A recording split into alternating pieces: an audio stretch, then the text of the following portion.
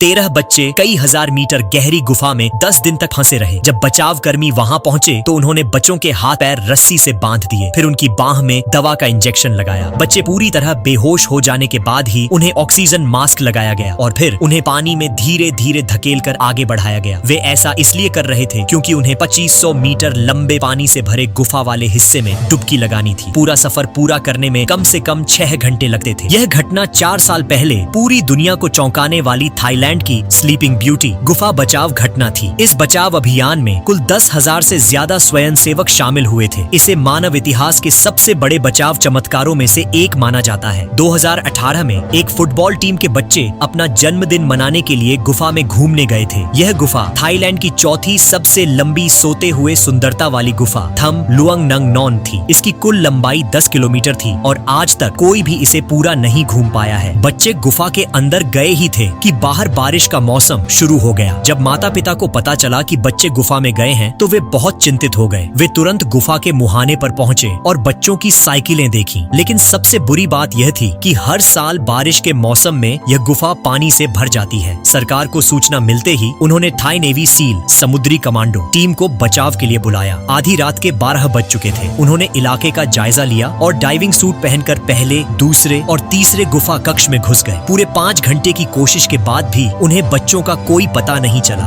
जटिल रास्ते और तेज पानी की धारा ने बचाव कार्य को और मुश्किल बना दिया। सुबह होते ही उन्होंने बहुत सारे पानी निकालने वाले पंप मंगवाए, लेकिन बैंकॉक से आए एक जल इंजीनियर ने कहा कि सिर्फ पानी पंप करके समस्या नहीं सुलझेगी, क्योंकि बारिश का पानी पहाड़ की छोटी से रिस कर अंदर आ रहा है। अगर रिसाव की समस्या न सुलझाई गई तो गुफा का पानी कभी साफ नहीं होगा। उन्होंने स्थानीय लोगों के साथ पहाड़ पर जाकर रास्ता बदल दिया ताकि पानी गुफा में न आए। साथ ही थाई सरकार ने अंतर्राष्ट्रीय मदद मांगी। चाइना, अमेरिका, ब्रिटेन, जापान और ऑस्ट्रेलिया समेत 17 देशों के स्वयंसेवक मदद के लिए पहुंच गए। बच्चों के फंसे हुए 5वें दिन दुनिया के बेहतरीन डाइवर जॉन ओल्डवैंग को बचाव का निमंत्रण मिला। उन्होंने अपने अच्छे दोस्त रिक आर्या को साथ बुलाया और रात में डाइविंग सूट पहनकर पानी में उतर गए। उस समय गुफा के अंदर का पानी थाई सेना ने 800 मीटर तक के तीसरे कक्ष तक निकाल दिया था। दोनों ने पहले सील टीम द्वारा लगाई गई गाइडलाइन को पकड़कर आगे बढ़े। गुफा का रास्ता बहुत टेढ़ा मेढ़ा और मुश्किल था। लगभग 4 घंटे की मेहनत के बाद वे 1600 मीटर दूर टी जंक्शन तक पहुंचे, लेकिन वहां भी बच्चों का कोई निशान नहीं था। तभी पहाड़ से रिसता पानी पास की दीवार तोड़कर उनके ऊपर आ गिरा। दोनों को खोज रोकनी पड़ी और वापस लौटना पड़ा। जब वे तीसरे कक्ष में वापस पहुंचे तो जगह पहले से ही पानी से भर चुकी थी। एक स्वयंसेवक बाहर निकलने में देर कर गया था और वहीं फंस गया। जॉन ने उसे सांस की मशीन और चश्मा लगाया और साथ लेकर बाहर निकले, लेकिन उस स्वयंसेवक को ट्रेनिंग नहीं थी, इसलिए पानी में वह बहुत छटपटा रहा था और गलती से जॉन का मास्क भी खींच लिया। फिर भी पानी ज्यादा गहरा नहीं था, इसलिए दोनों सुरक्षित बाहर निकल आए। थाई प्रांत के गवर्नर को पता चला कि वे भी सील टीम जितना ही आगे पहुंच पाए हैं, तो उन्होंने बचाव अभियान पर फिर से भरोसा खो दिया। सुरक्षा को ध्यान में रखते हुए उन्होंने जॉन और रिक को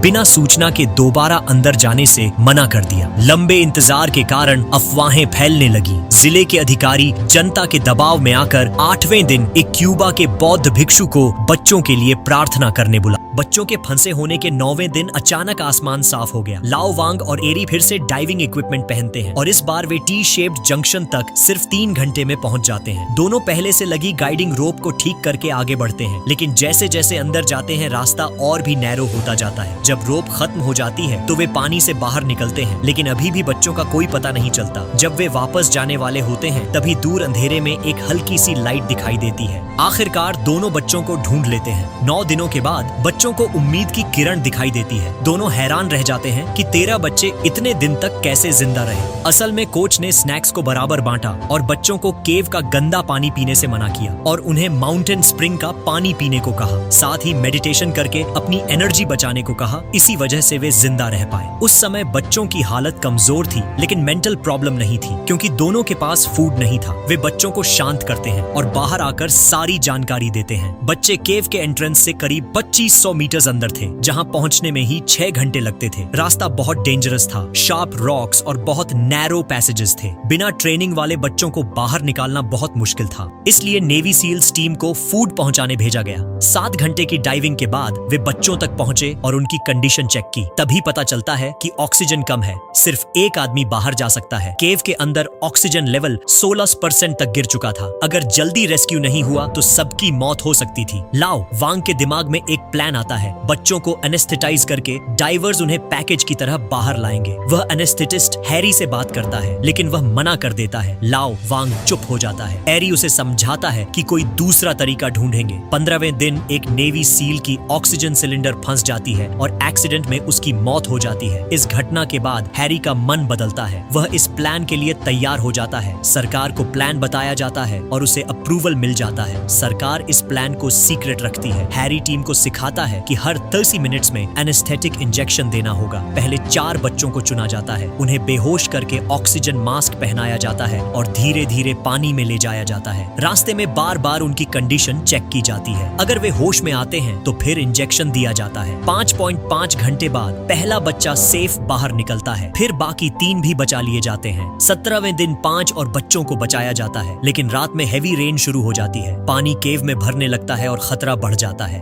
अगले दिन भी बारिश जारी रहती है, लेकिन रेस्क्यू टीम अंदर जाती है। वापसी में वाटर करंट बहुत स्ट्रॉन्ग हो जाता है। एक डाइवर रास्ता भटक जाता है, लेकिन बाद में उसे भी बचा लिया जाता है। आखिरकार सभी बच्चे और कोच बाहर आ जाते हैं, लेकिन 3 नेवी सील्स अभी भी अंदर होते हैं। तेज पानी के बावजूद वे भी बाहर आ जाते हैं। इस तरह रेस्क्यू मिशन सफल होता है। इस मिशन में 17 देशों के 5000 से ज्यादा लोग शामिल थे। 18 दिन बाद सभी बच्चों को सुरक्षित बचा लिया जाता है। इसे इतिहास का मिरेकल माना जाता है। हैरी अकेले में रोता है क्योंकि उसके पिता की मौत हो जाती है और वह उनसे मिल नहीं पाता। ये कहानी उन सभी हीरोज को समर्पित है जिन्होंने इस रेस्क्यू में हिस्सा लिया, और उन 2 सोल्जर्स को जिन्होंने अपनी जान गंवाई। कुछ दिनों बाद पूरा केव फ्लड में डूब जाता है।